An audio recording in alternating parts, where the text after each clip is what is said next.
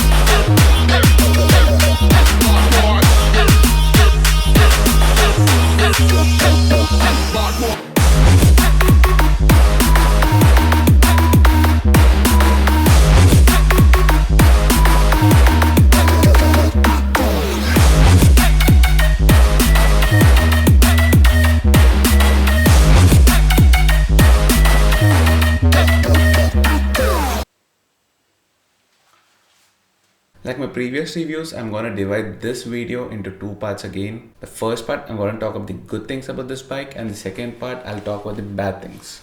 The first thing you would notice about any BENELLI's is its build quality. As always, the bike feels strong and firm. However, there is something missing in this bike. The premium feel is something that is missing in this bike. Okay, let me put a star here. I'll talk about this in a moment. The next best thing about this bike will be its design. The Italian genes are quite evident on this bike. Some people might love this bike, some people might not like the design. It's more to do with one's personal taste. The next best thing about this bike will be its exhaust note. BENELLI's are undoubtedly the best sounding machines you can find in the Indian market. With its deep grunt, it's really hard to believe that this is a 300cc bike.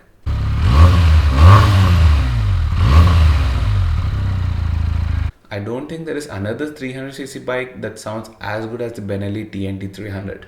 Next will be its engine reliability. BENELLI's are known for their engine reliability. The engine is so reliable that you can do long tours on the bike without any fear of a breakdown. My friends have covered thousands of kilometers without any hiccups or any breakdowns. Which gets me to talk about the touring capabilities of this bike. With a good seating posture and a wide handlebar, this bike makes for a good touring machine. The seating position is not at all aggressive, which makes this bike a very good tourer. You can easily do 200 to 250 kilometers without taking a break. Of course, that depends on one's personal fitness level too. But yes, you can definitely do long rides. One more thing about this bike is its gearbox. All the owners I've spoken to told me about this. The bike's gear shifts are really smooth. There are no misshifts or anything of that sort. The next good thing about this bike will be its cooling efficiency. It doesn't really get that hot, which makes your ride completely uncomfortable. The bike did not cross 93 degrees centigrade even if I took the bike into the craziest of traffic scenarios. Okay, the next good thing about this bike will be its fuel efficiency. With an average of 22 to 27 kilometers for a liter, it doesn't burn a hole in your pocket. Okay, I saved this good point for the last because I felt this is one of the best things about this bike. It's the maneuverability.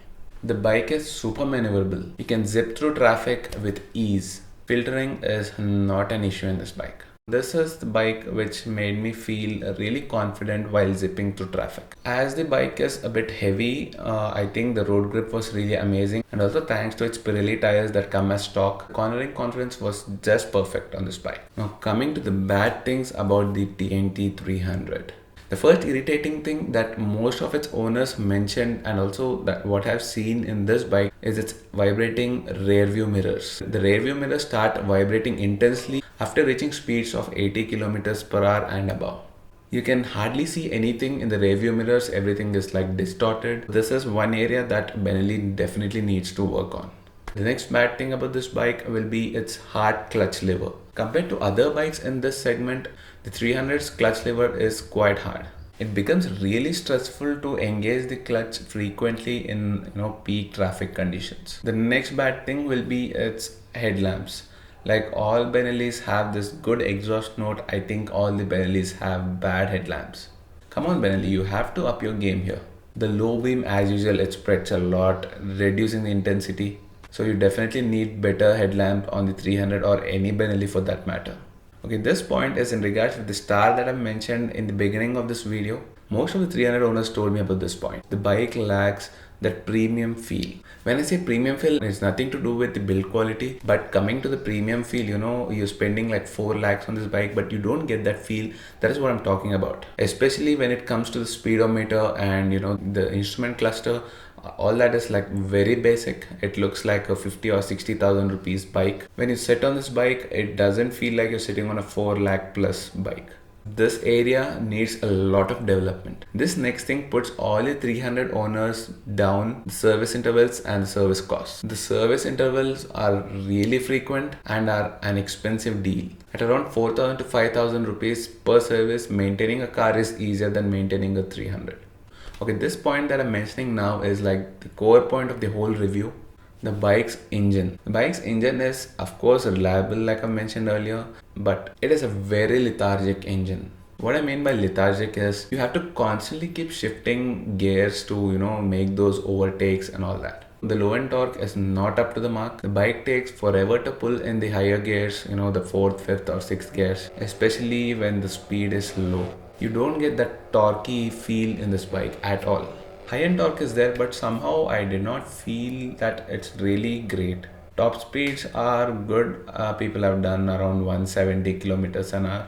The next thing that makes this bike less desirable is its weight. Weighing in at 200 kilos, this bike is just 30 kilos lesser than its elder sibling, the 600i. Trimming around at least 10 to 15 kilos on this bike will make this bike a much better bike in a lot of areas. Okay, so these were the bad things about the bike, but still I wanted to give one more point about the bike, my personal overall feel about this bike. You can think it as a final verdict. Somehow there is nothing great about this bike. I did not get any great feel while riding this bike. Except for its good maneuverability, there is nothing great on this bike. Anyway, that is my personal feel about this bike. You people need to go and check the bike once.